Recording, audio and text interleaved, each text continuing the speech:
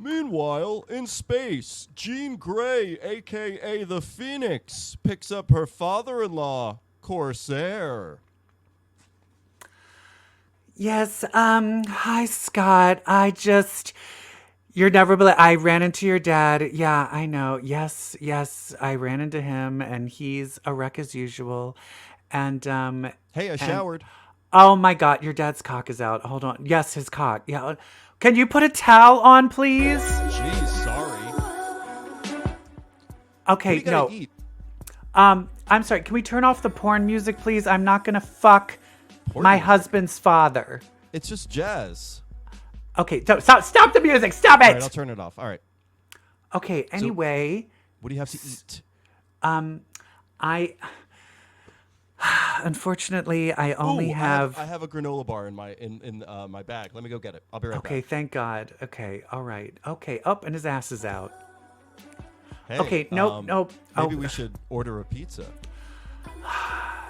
We're in the middle of space, light years from civilization. We can't turn the porn music off. All right, sorry. It's just light jazz. Okay. Can I ask why you're alone? Why you are alone? Anything waiting, calling out to me? Jean, I need you, Jean. And there was a few weird moans. What was that about? I want you, Jean. Oh, look at that. The jazz went on again. Oh my God. I can't believe it. Come on, just a quickie. Just a handy. No, look, I will say, powers. Oh, Jesus Christ. I am impressed that clearly Scott got his huge cock from you, okay? Yep. All right. Scott. You know what? Oh, yeah, Scott. Your son. Oh my God. And the fact that you're such an asshole does turn me on more. Okay, here's the deal. What if I Phoenix Force TK your dick, and then you can just shut up, where I don't actually have to touch you? That's fine. And then you could rewrite time so that it never happens. Or happens all the time. Okay. All right. Okay. All right. All right. Here we go. Mm-hmm. What? This is John Tesh. Oh, shit. I was still in Psychic Link with Scott. No! No!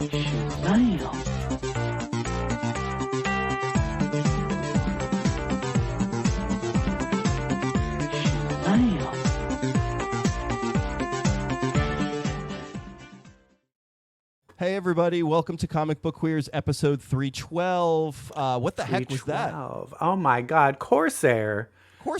I'm Brett, and what this is doing? EvilJeff. Corsair, what are you doing? What a terrible father. Well, we've always known that. But he's written way worse than he even was before, which I kind of love. Know. But we'll talk about that later. Who amongst the X-Men do you think has the best father and the worst father?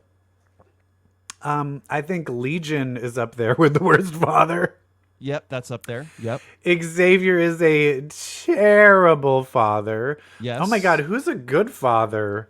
I can't think of anyone. I think Madrox probably is a good dad. Oh, probably not counting the kid, because he has another kid. Dad. Not counting the kid he absorbed. No, he absorbed one of his kids, so that's kind of shitty. He is a bad dad, Madrox. Who else has a good dad? Iceman has a terrible dad. Terrible dad. Who has a good dad? Emma Frost has a terrible dad. Terrible dad. I mean, Jean Grey had an okay dad. Yeah, is he dead now? Yeah, didn't the Shi'ar kill him? Oh, yes, they killed all the Greys. The Grey genocide. Yeah, so she can't even benefit from having a good dad because he was part of a family genocide. Yeah. I'm trying to... I guess... Is Magneto a good dad? Probably not. Oh, I love that. I love it. Is that... That's not Jim Lee, though. That's Art It's Andy Kubert. Andy Kubert. Yeah. Art Kubert. You believe it? The irony of me wearing an Andy Kubert shirt? No, right. But that's how we feel. But that was when he was trying to rip off Jim Lee's style, so it wasn't that bad. It wasn't that bad. All right, everybody. We're going to talk about X-Men a lot in this episode because we've got 2 weeks of comic books to catch up on. Yes, we do. We have 4 comics to talk about, but there's other things to talk about too. Because I was hot topics, if you will. Ugh. Were you like? Mm-hmm. And he was all like, and she was all like, and then they were all like, and I was all like, what? EvilJeff, we have a scoop. Oh, we do? What's We the do scoop? have a scoop. What's the scoop? I'm going to get right into it. We've Okay. got an X-Men rumor. Can I flip to it? Is it on here? Can I flip No. to something? Okay. All right. There's no visual for it. We're just going to talk about it because we didn't want to go on record. So no visuals. We're just speaking to it. But a listener messaged me and said, did you hear about this X-Men rumor of an upcoming event? Perhaps the first event of Fall of the Ashes. Okay. From Ashes? Is there a name of it? Rise from the Ashes? From the Ashes. Yes. The name of it is Age of... Revelation. Yes. Age of Revelation. Evidently, there is going to be, you did not hear from us, but we are hearing that Marvel is maybe doing a comic book crossover called The Age of Revelation with Douglas Ramsey's Revelation character in the Apocalypse role. Maybe it will be an alternate reality, much like the original Age of Apocalypse. I don't know. How are you feeling? In theory, the idea of another Age of Apocalypse type like reality where all the comic books change, and that does sound fun. However, I hate Revelation. I hate Doug Ramsey as Revelation. And two, the whole alternate universe thing is being so overdone in the MCU that I do not need it. I don't need it in the comic books too. I don't need an alt take. And we're going to talk about an alt take later on in this show. Yeah, because we already have an alternate universe in what we're going to be talking about. Right? Which I was like, oh, God, it's an alternate universe from page 1. We'll talk about it. We're talking about Wolverine Revenge by Jonathan Hickman, which we'll talk about later. So anyway, Age of Revelation could be a thing. It came up while I was at FlameCon this past weekend. Oh, Do you have a visual for that? Nope. Okay. No, you know why? You know Why? why I don't have a visual for that? Why? Because Kaylin, my friend Kaylin from the Homo Superior X podcast, came running up to me at this happy hour event that they had, and the Friday night of FlameCon, and said, "Oh, I'm so sorry. We just took a photo of all the gay X-Men podcasters that are here, and we forgot to get you. Sorry."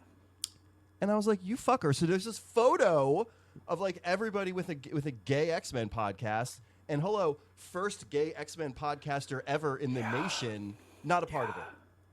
So those bitches can go fuck themselves. They're all dead to me. I know they're not listening. That sucks. I know. I have a friend that might be that might need to be transferring to DC for a job, and I was going to be like, "Oh, I know some gay people that you can hang out with," but now I'm not going to. No.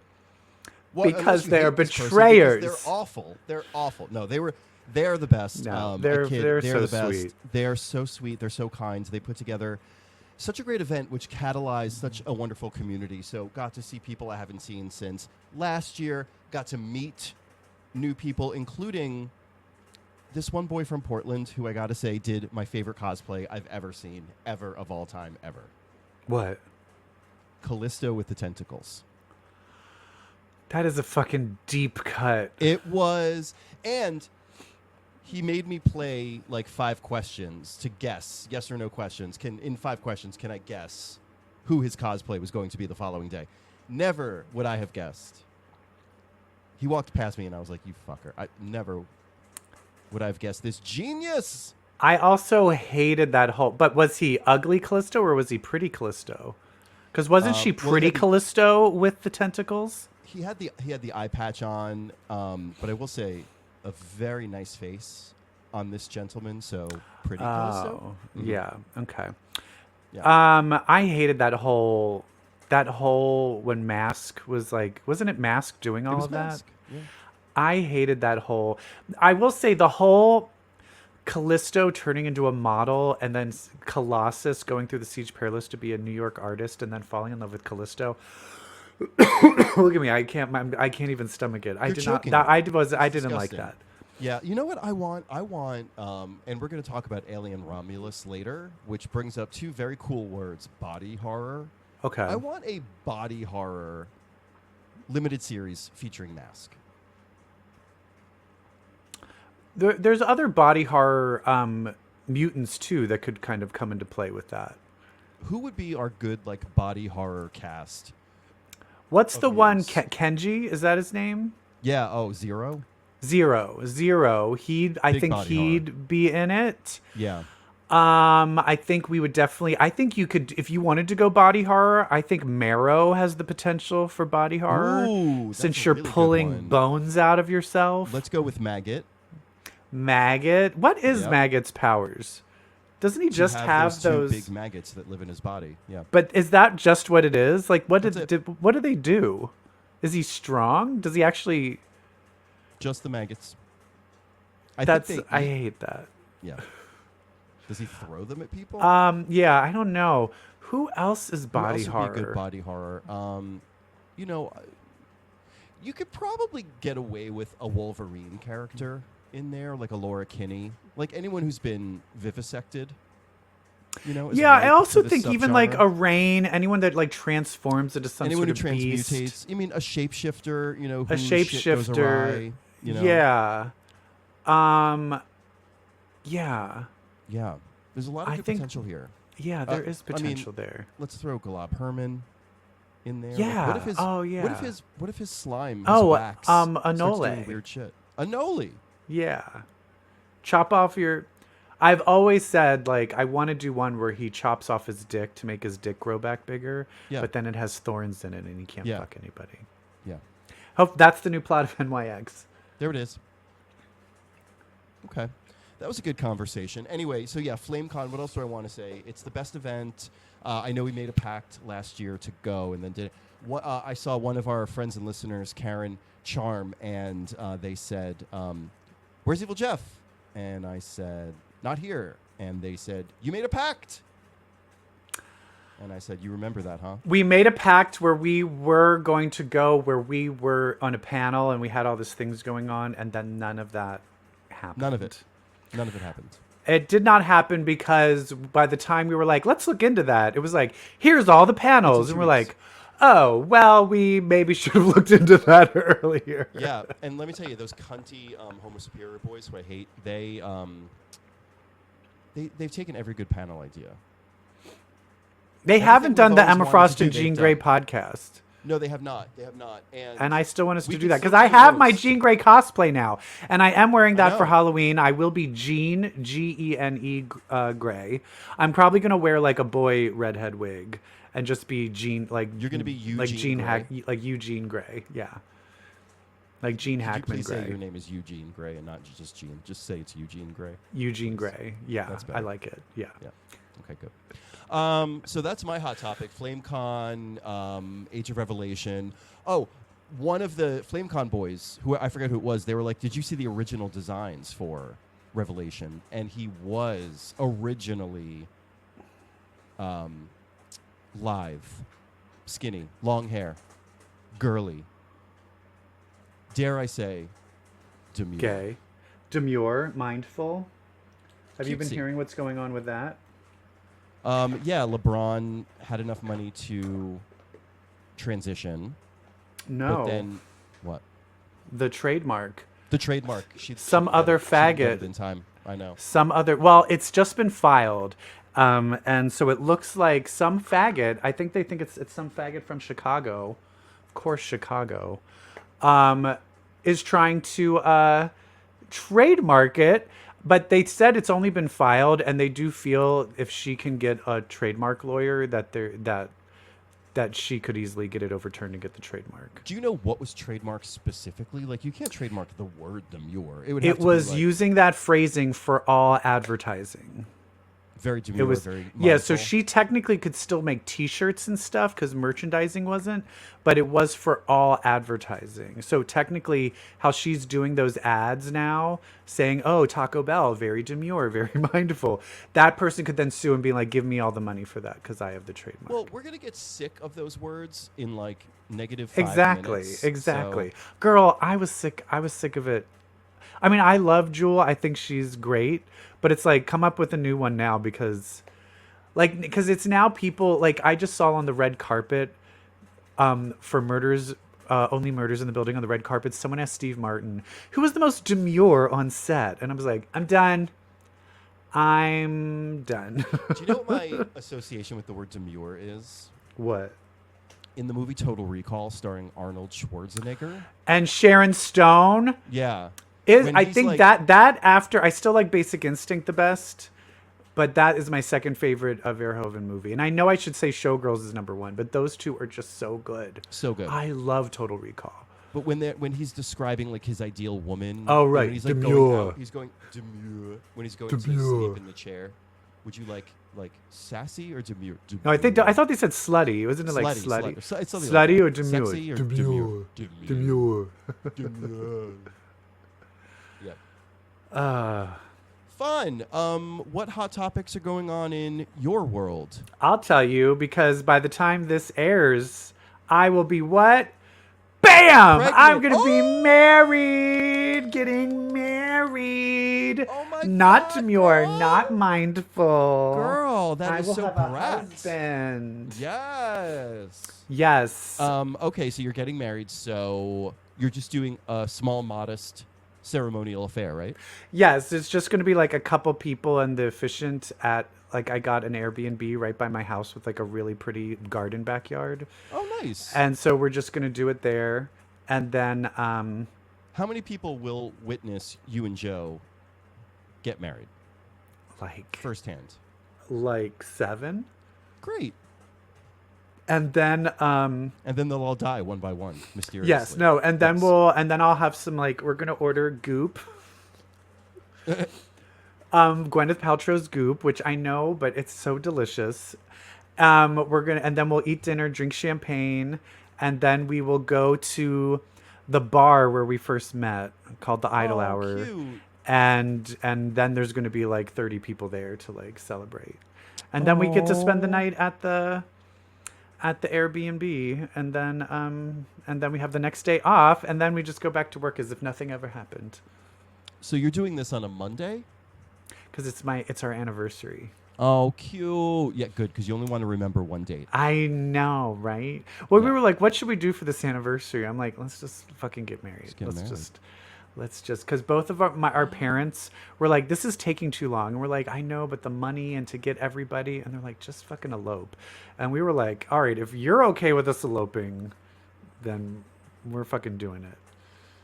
So you're running away across the street to an Airbnb. Yes, I'm eloping across the street. Oh my God, I love it. I could just see you picking up your wedding dress in your Converse sneakers, running over. Yes, we have the outfits and everything. I'll be wearing an Armani suit. Ooh. With the pink shirt. Please send photos.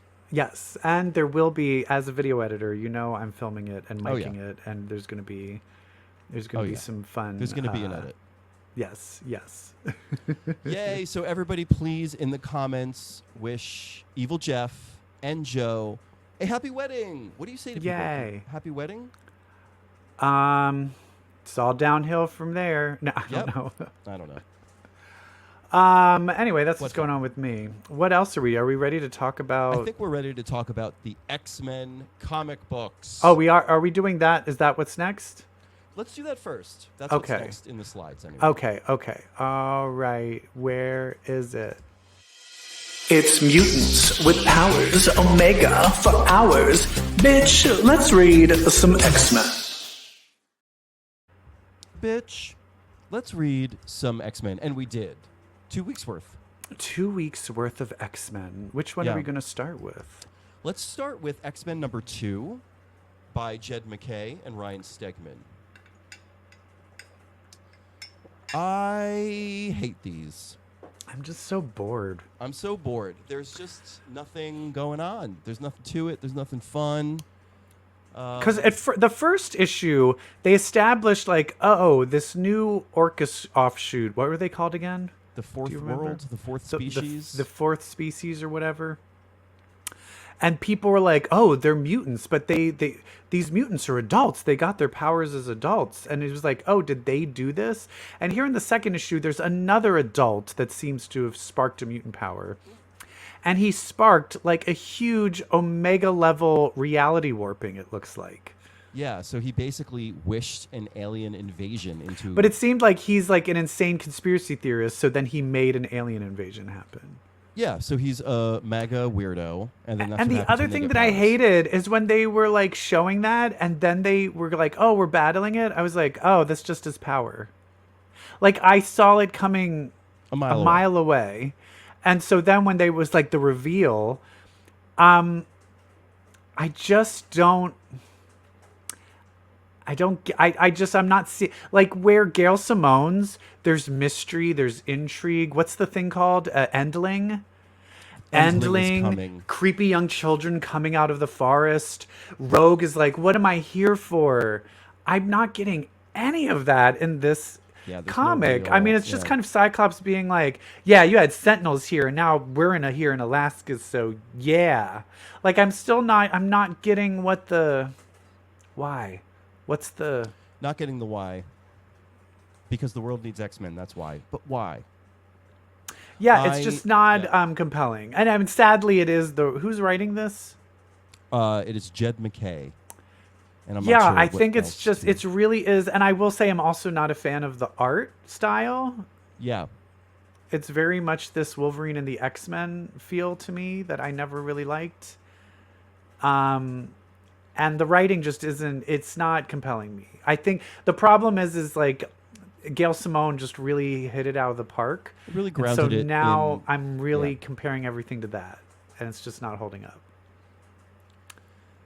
Yeah, I agree. And then that guy turns out to be like, they didn't kill him. They act like he was killed, but they didn't kill the guy. They took him by secret. And now he's like passed out, and it reminds me very similarly to like Bendis had an X-Men story where that guy was like super powerful, and then he had his powers turned off and he didn't realize.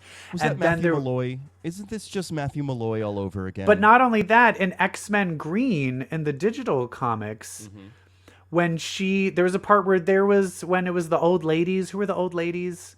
Bad guys? Green Time. When Green Time, and there was a point where they were trying to get her to release. Oh, I believe you. There was also like some powerful mutant locked away somewhere, and then she decided to free him because he was like too powerful for his own good. Yeah. And then like what? This has already been done before. Can we also talk about how we have a secret mutant locked away is popping up in every book? Mm-hmm. Like this one, we have the secret mutant locked away. The Xavier's mansion turning into a prison in the other book. Xavier's locked away. And in NYX, we have the secret council is like hidden away. X Factor, which we'll talk about next. We have a secret mutant hidden away. X Factor by our favorite Mark Russell. Is he our favorite? What else did he do? We love him because he did the Wonder Twins. He did Snagglepuss. He did the Flintstones. Oh, that's right. He's coming from DC. Yeah. He's my favorite satirical writer in the game right now. Yeah. The thing that I do, it's very much honoring because for me, when you go into X Factor.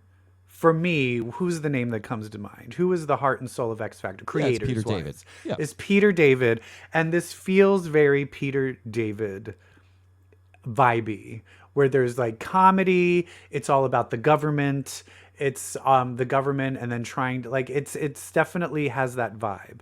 I'm not sold on it completely. Yeah, I would say this is like this. The way this book felt to me is. As if Mark Russell were like a director of the MCU having to deal with Marvel Studios. Like, it's like Mark Russell, but contained and controlled. You know, we're so used to his books that he has more free reign over. Yeah, he kind of has to stick to some normalcy. He has to stick to some bigger picture things. Yes. But, you know, and then there's also, and I don't care personally, but there's also, you know, he kills off some characters that maybe mean something to people, like pretty much people from our age group specifically. Well, let's talk about who he kills off. Because, well, first of all, there's a new, this team, I think some of these people, I don't even think these people were even shown before. But we have Angel, we have a shapeshifter named Cameo. Not shown before. And then we have an Asian machine controller. What's that called? Zyber. But what's that power called when you control machines? Technopath. Yeah. We have Feral, who no one likes. So no one likes Feral, but she's going to make it to the next iteration of this. But team. we do have an original X Factor character from the first X Factor run. We have Mr. Rusty Collins, aka Fire Fist. So great to see Rusty Collins back. Where's Skids? Skids, I know. Last we saw her, she was a S.H.I.E.L.D. agent. Oh, right. That's right. Anyway, it seems that they're just... what is the... Is it the government or is it just a corporation? I'm like starting to not remember. What is the difference? It's the government. It's the United States, and they hire a very corporate kind of guy. Okay, yeah. It's because they do General have... Mills, which is a great name, by the way. Yeah. General Mills is the government person in charge of all this, and she hired the slick corporate kind of head of the team by the name of Roger Broderick. Which is, I'm surprised that they did not bring... I feel like this was a very... What happened to Valerie Cooper? Is she dead in the comics? I have no idea. Where justice for Valerie Cooper? She was just brought back in X-Men 97. She had a big part. I think this was a perfect time to have her be that liaison. But she's not instead of General Mills. Yeah. Yeah, but then you don't get the cereal pun, so. But the thing that was interesting is that there's like very pro Krakoans group, like mutants that are like, fuck you, you're siding with America. And then there's like the super right-wing groups that are like, fuck you, you're mutants, we hate you. And I was like, oh, yes. Oh, yeah. This is what it feels like to lose. vote for Kamala Harris. Yeah, right, exactly. As both sides hate you. She's going to win. All the people who are like the more pro Krakoa, they're wearing a T-shirt. Yes. Of a man named Jovius, wearing the likeness of a man wearing an eye patch with the name Jovius. What does that mean? What does it mean? I don't know, but that's more foreshadowing of a character coming, because even Miss Lorna Dane, who, by the way, would never go back to Alex Summers, who, by the way, would never join a cult like this Jovius thing, she's wearing one at the end. Well, the thing that I think is missing is we see Alex and Lorna are back, and it's like, when did he break up with Madeline? Why would Lorna ever talk to him again? Why do they really have that much of a beef? Well, I mean, he's fucking nuts, and she's grown. She's fucking nuts too, though. No, she is not. She's grown. She's managing her mental health. Okay. Is she? No, the thing, though, is I feel like they decided to just start.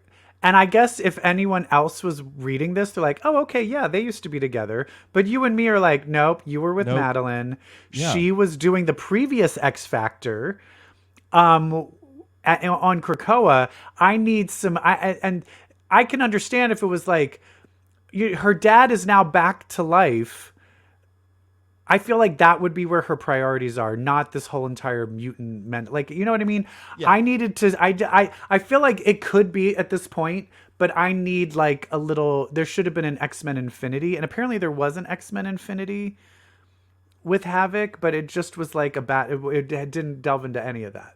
Interesting. I went through the X-Men Infinities because it says here, like, read the X-Men Infinity, because it was like, you almost died. And I'm like, he did? He did? And I was like going through the X-Men Infinities, and it really didn't explain much in there. And also those X-Men Infinities, sorry, are terrible. Yeah, they're not. I couldn't get through them. They're awful. Yeah. They're not great.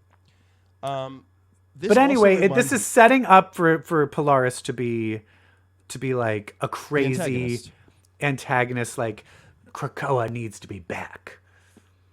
And so she's going to fight X Factor. And then Havoc decides to join X Factor. But I will say that if we do jump on board with all of that, the idea of Havoc leading X Factor and then Polaris being the enemy, That's pretty What cool. does that bring us back to?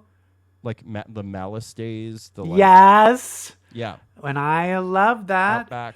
Outback time, or even like when he jilted her at the altar, and she got a little Magneto-y then too. What was the time where she was like full on cuckoo for Cocoa Puffs? It was like in the late 90s. Like, there's a point where she was like, where she was like full on having a psychotic break. I love that. Yeah. Wasn't it after their wedding didn't go well because and then Nurse she like Annie? went all crazy. Yeah. The Nurse Annie shit. Oh my God. We need to revisit some of these. Like, we should do like cover the worst X-Men storylines. Like do a Stacy X or something. Like, just, she's a good person. I would love to do that because the content's feeling a little light these days, thanks to our friends the New Books. So anyway, the team dies. EvilJeff. Well, also we have. It seems like, but let's also talk about Darkstar. Darkstar with her heel turn. Darkstar with her villainy. And is it just because she's Russian? So it's like, we're Russians and we're evil. And we're going to get more of that later. If you're Russian, I guess you're an evil bad guy. The end of story. Welcome to the new Cold War, everybody. Anyway, but it seems like Angel sees Darkstar. He goes, Darkstar, still killing for money, I see. And you're like, I didn't associate her with that. Yeah. All right. Well, they end up going off on a mission, and it looks like Darkstar is trying to blow up this power plant. Because why? Not? Just as an act of terrorism? Why not? And in the end, they do blow it up, and Rusty Collins dies. And is Farrell dead, or is she just injured? Farrell's injured because she's going to be on the team moving forward. And then is Cameo dead? Cameo, I think, is dead. Rusty sure is dead. Rusty Collins, Firefist. Okay, yeah. And then we get led to the new team, Polaris in her Jovius outfit becoming the bad guy, and then the new team is Havoc, Frenzy, Tattooed Pyro. Remember Gay Pyro, who just vanished? I wish. What happened to Gay Pyro? I don't know, but I need him back. Cecilia Reyes, which Granny Smite, a new character, and Zyber. Do we know what Granny Smite's powers is? No idea. To be too tart, but taste good in a pie. I am either going to absolutely love her or absolutely hate her. There's going to be no in between. She's probably going to die in like one issue. Then I'll love it. And then there's also a final reveal where General Mills General Mills is like hiding something in a top secret security clearance. Doing it right now. What do you think that is? She says, if people find out what we're keeping in there. Are they keeping a person or a thing? Or like a legacy virus? Or what do you think it is? I think it's a person. I think it's a purse. Oh. It's a Birkin bag. I think it's a Louis. Mm-hmm. I love it. So this one's still on I'm still on the fence with it, but it's fun. But at least it has a soul. It's trying something. It's trying to be interesting. Exactly. What else do we have here? We've got this. Oh shit.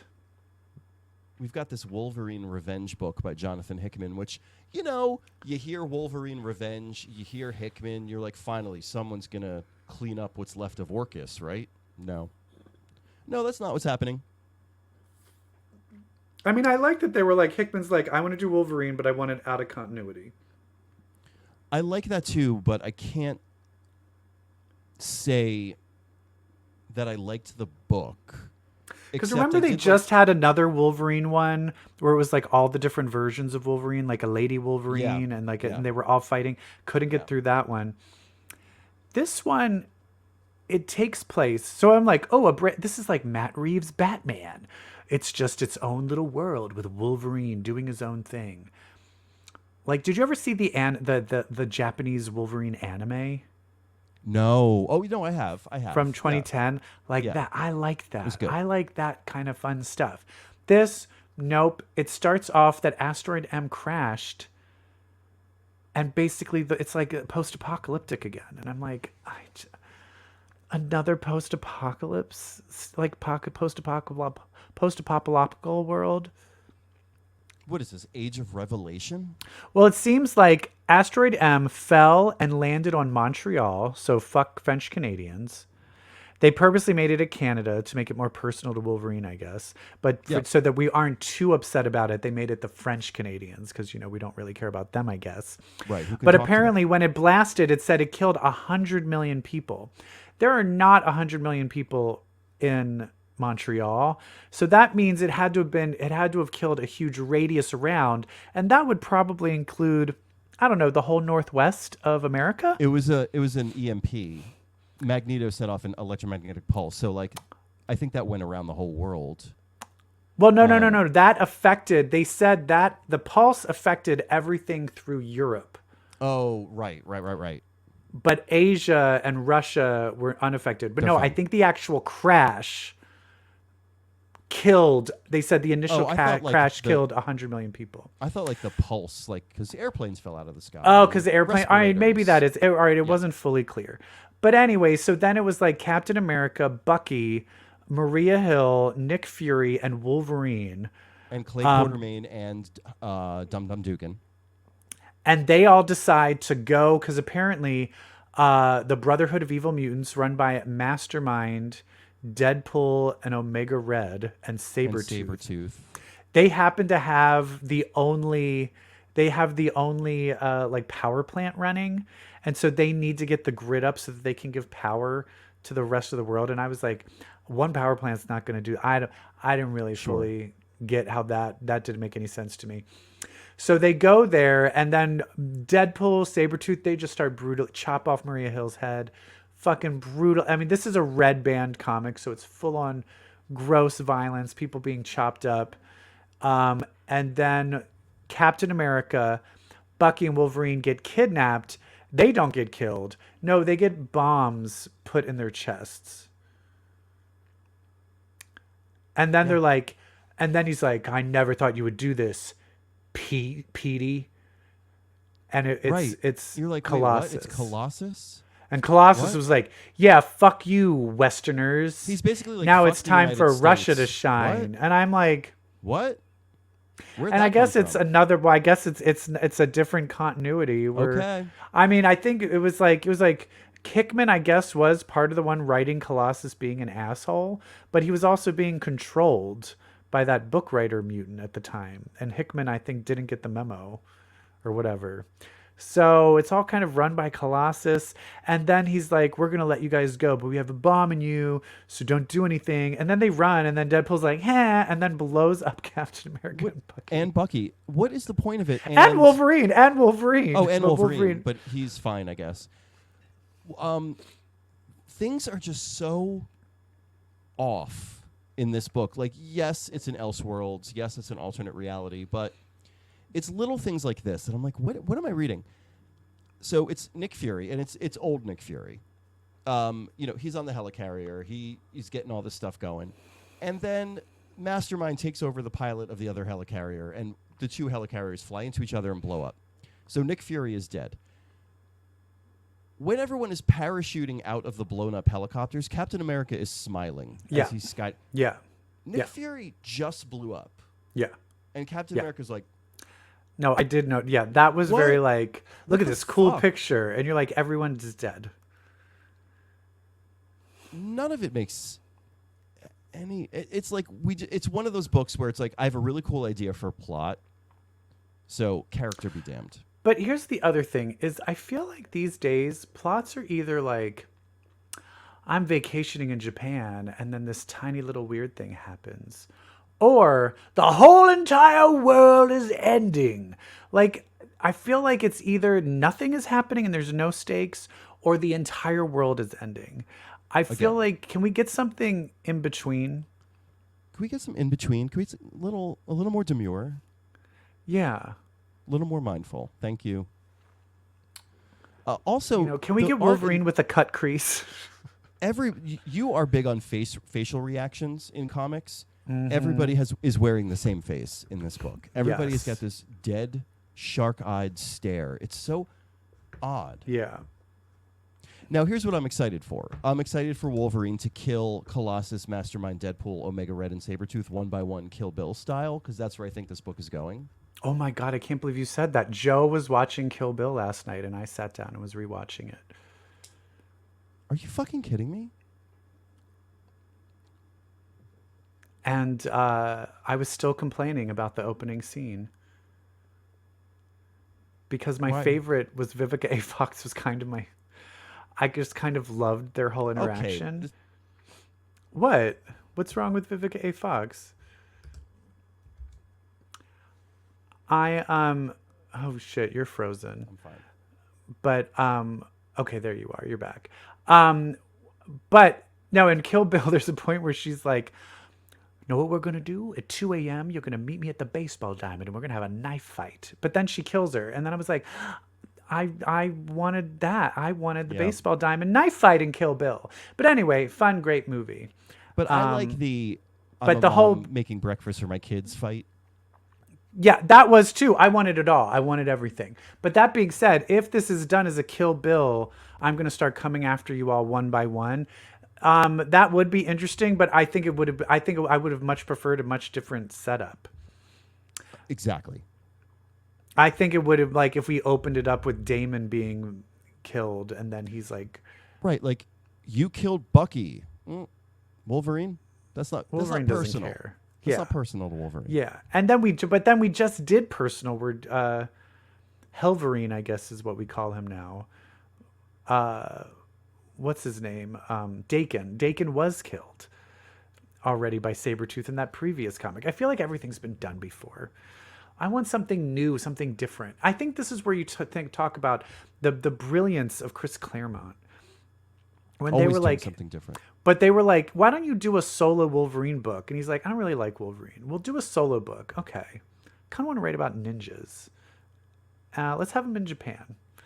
And I guess he's old, so I guess because he's healing factor, he probably can live a long time. So maybe he had a whole past life.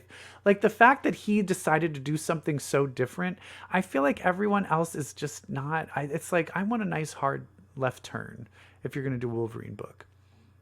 Not totally, because then there was that one Wolverine book where then he had flaming hot claws. And then that I did not like. Basically, I don't think anyone can make me like Wolverine. I think that's what it comes down to.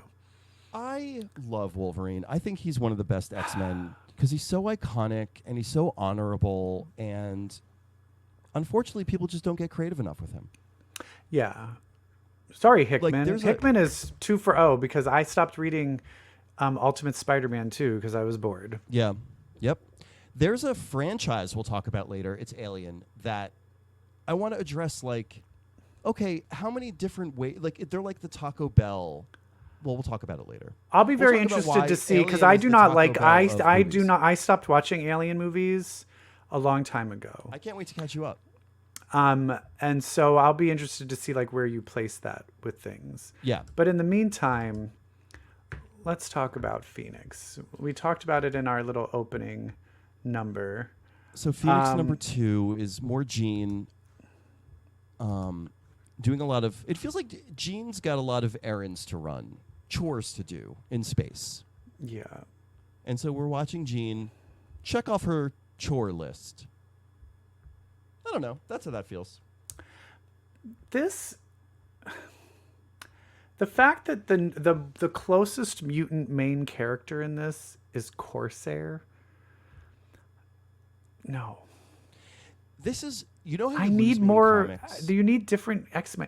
Like, you need her to have a foil. Like, there needs to be an Emma Frost. There needs to be, and Corsair being her foil of like the dad that kind of wants to fuck her. That's not the direction it should be. You need a foil. And I think that's what Corsair is, but wrong direction. Wrong direction. Yeah. It's perverted and gross and weird. Like, the foil shouldn't be a lecherous older man. You know how you lose me in comics, especially X-Men, when you take characters and you put them in this faraway land, and then you make the people of that land be like very prominent supporting characters with names that like you can't remember. So like Pericus and Adani, I don't care. I don't care about these random space people with these weird names that aren't catchy. I don't like when there's like there's so many other characters that you can bring back that are faraway space characters. You know? Yeah, like just these generic, they're just generic space characters. And yeah, give me a warbird. Give me a gladiator.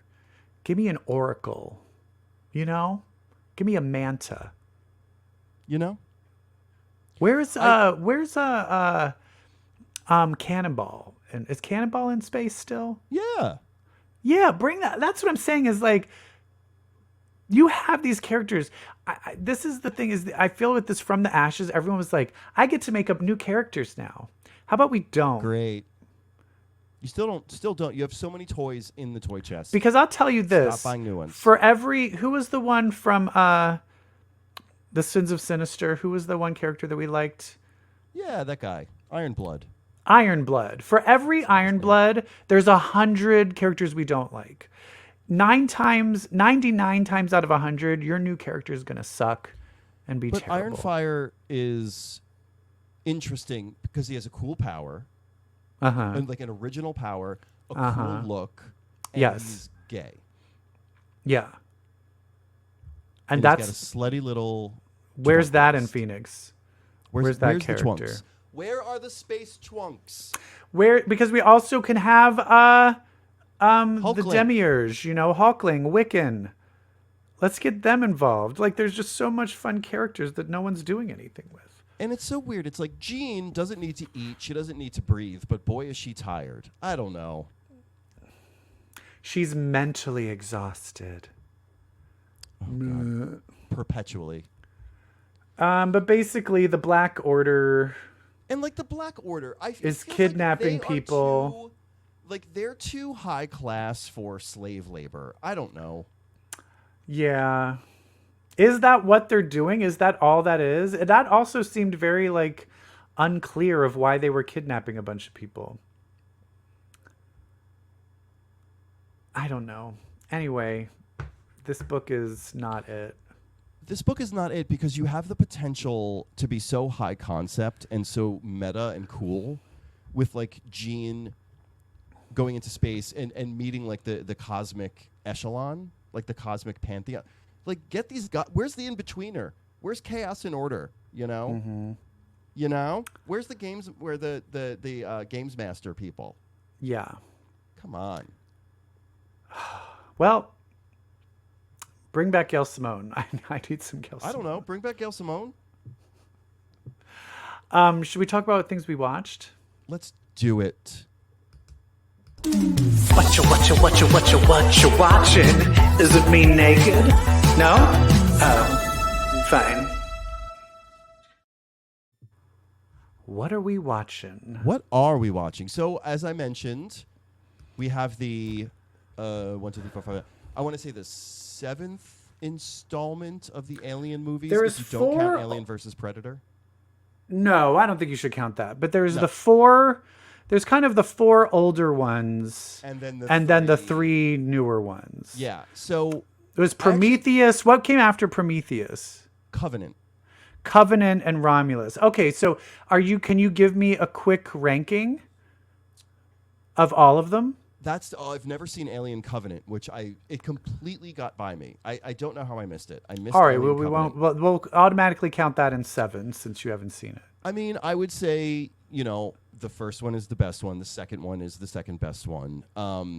3 and 4 I think are cool, especially 3. It's David Fincher.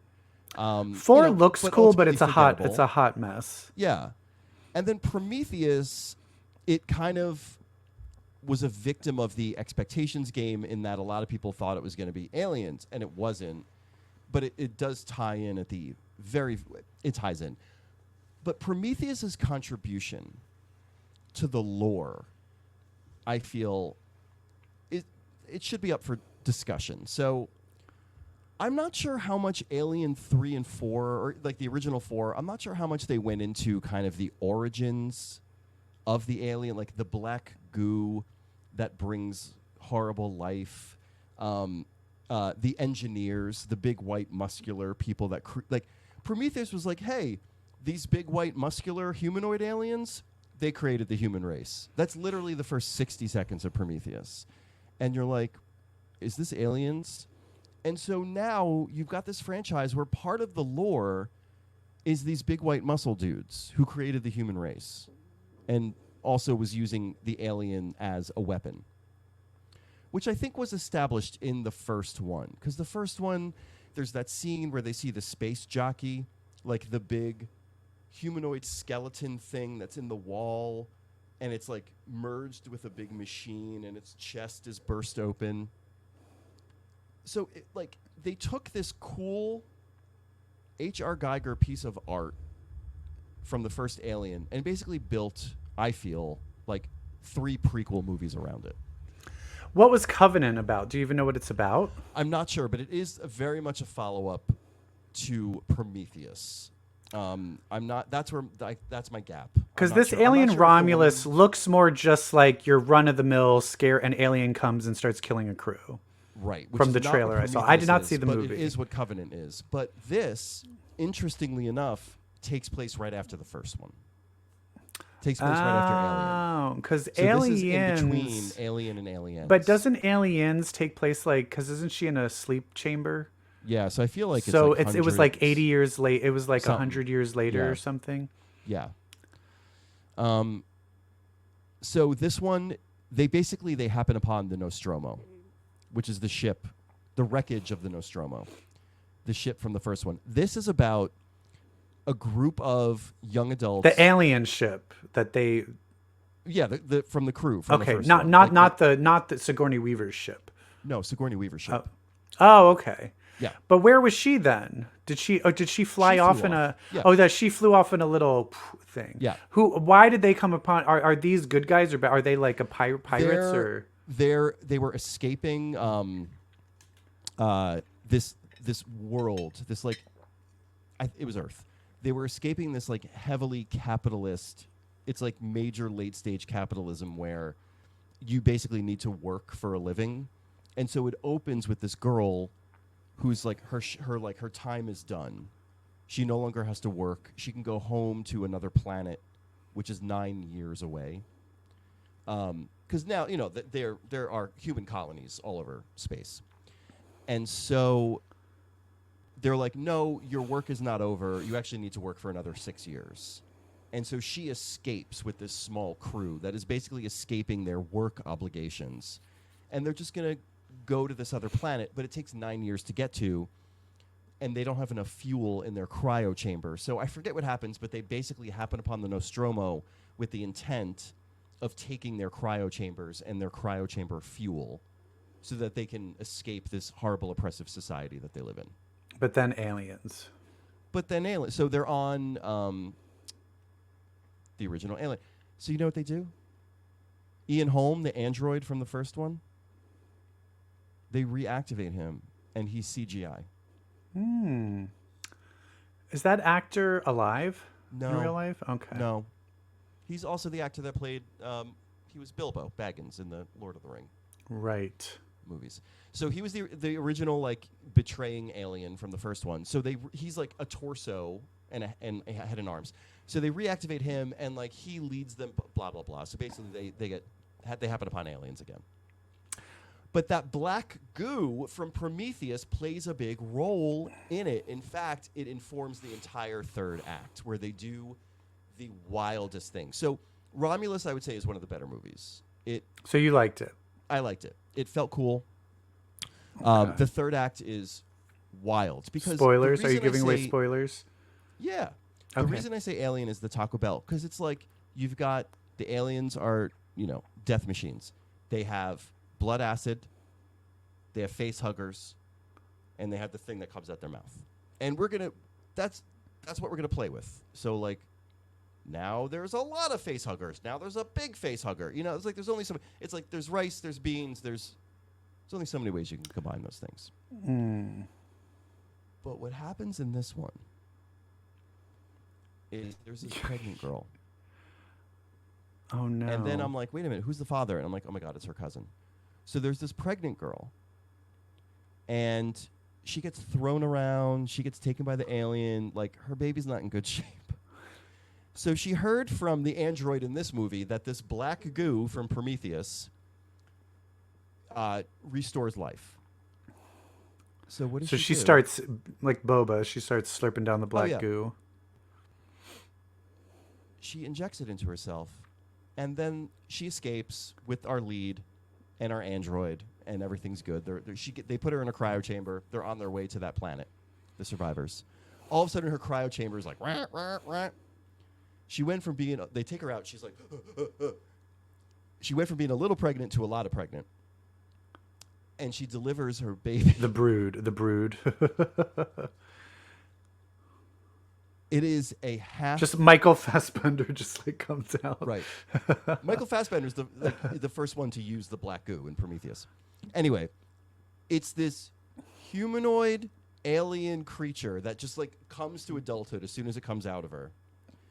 It looks like. Does that kill her when that happens? Oh, for sure, because it escapes and then gestates, comes back as a huge adult. It literally looks like a Lithuanian basketball prodigy. Oh, is he hot? I mean, a little. But he's also 12 feet tall. Do you see? Does he have a dick? Does he have a dick in it though? They don't show his dick, but I'm sure he has a dick because he's got like humanoid features, but also like spine coming out and a big tail. And also another little guy that comes out of his mouth. Oh, nice. Hot. And so when he comes back to the woman, so you have another head to give head. Sorry. I was cracking up because she went. And she like puts her hand down in her tit and she like picks it up and looks and she's lactating that fucking black goo and the thing comes and it's like, baby want a nurse. Wait, I thought you said she was dead. So she didn't die after giving birth to it? No, she died from it nursing her. It like sucked her soul out? I don't know. It's just like, it's like sucking on her when the hero comes in and then it just like throws her. It was like, you know who it should be with? The bitch from Barbarian. Like, if the bitch from Barbarian and this thing were together, they would be such a power couple. So yeah, crazy. You know, but the rest of the movie is like, and one person's gonna die of acid blood, and one person's gonna die of the thing that comes out, and one person's gonna die from facehugger. You know, it's like, okay, all right, we get it. Did like just one person survive at the end? A girl and her android survive at the end. The android is the best part. The android it's like an older model. So I would liken this character to a neurodivergent human is how this android kind of the Anya from Buffy. Yeah. So android is cool. Crazy human alien basketball kid is cool. The rest is an alien movie. Yeah. You know? Fun. Is the action scenes, is it tense and good? Action is fun. It's tense. I always want more running from aliens. I don't know. Like, I feel like now they have to get creative with the ways people die. So there isn't like a good old fashioned it's just an alien getting you. My YouTube algorithm has started playing 90s Siskel and Ebert reviews. Really? And I recently watched their review of Alien 2. Did they hate it? Siskel gave it a thumbs down. Ebert gave it a thumbs up, but he hated it. But he recognized that it's a well-made movie. Do you know why they hated it? You felt so tense. Like you could never relax. The action was too much. And I was like, what? Are you? Oh. And then I was like, oh, I guess action movies weren't. Yeah.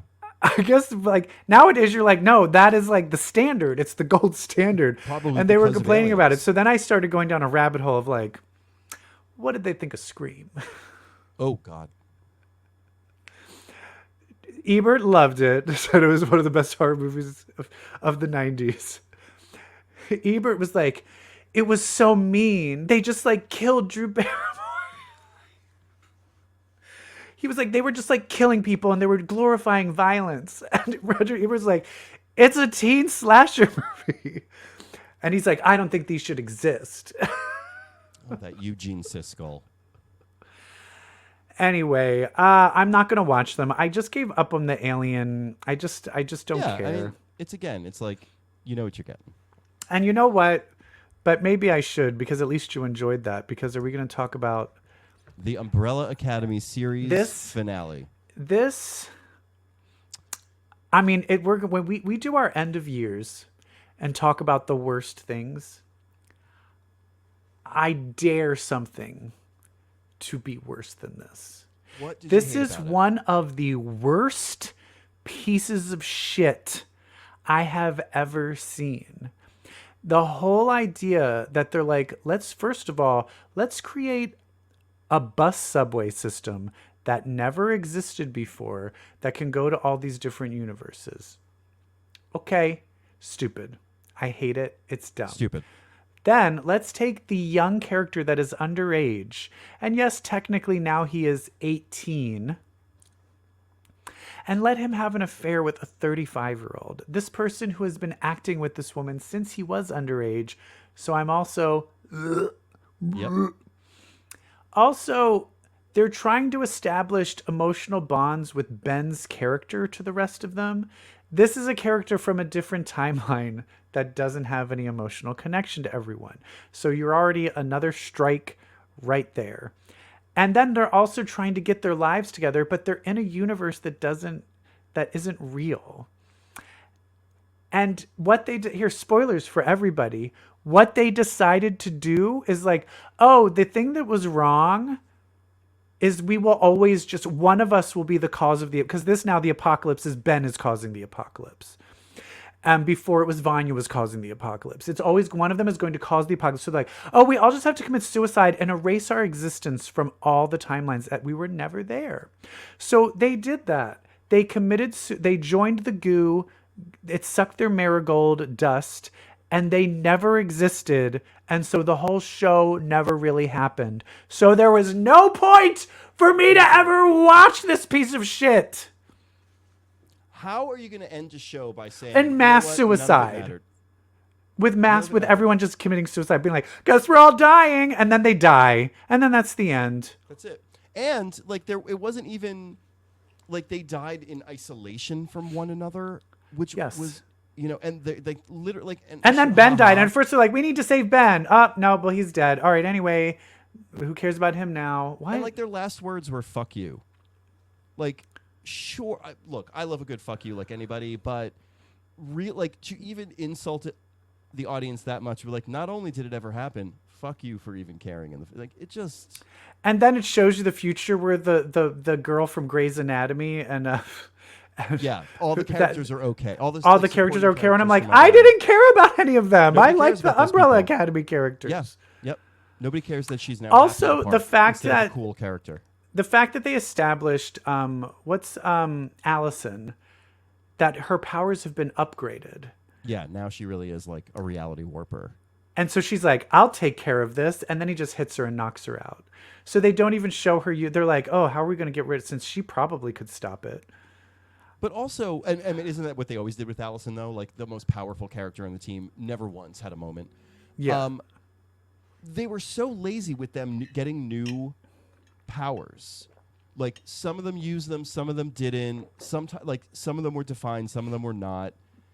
Like the point when Lila at the end, when she was like, "Let me mimic your power, so that we can actually blink out of here." To 5, I was like, "Oh yeah, she's a power mimic." I forgot that's her power is basically rogue or sync. Like they don't do anything with that. They did more with her getting fucking laser eyes than they do with her ability to sync up with any character.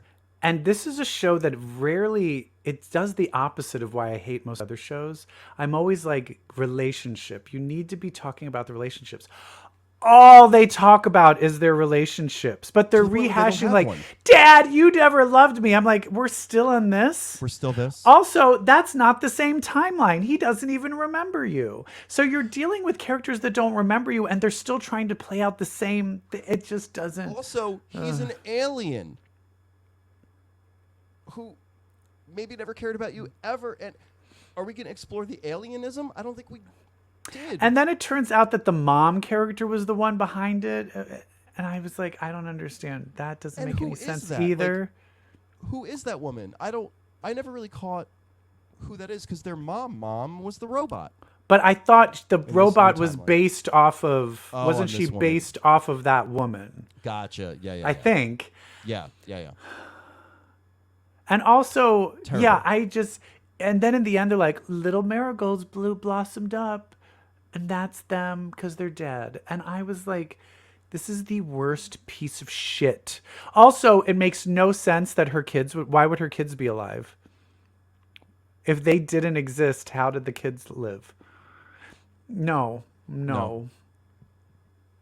I hated it. I hated it. What a horrible ending to a show that used to be so fucking good. I know. So sad. I hate it. I wanted. I'm taking it off the screen. So sad. Goodbye. It never, what was on the screen? I don't even remember.